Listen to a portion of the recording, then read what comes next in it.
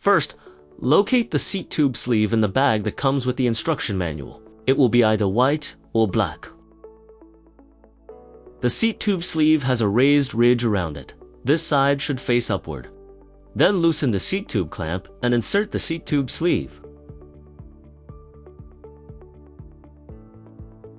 Then, take out the seat, slowly rotate and press it down to adjust to a comfortable position. And finally, tighten and lock the seat tube clamp.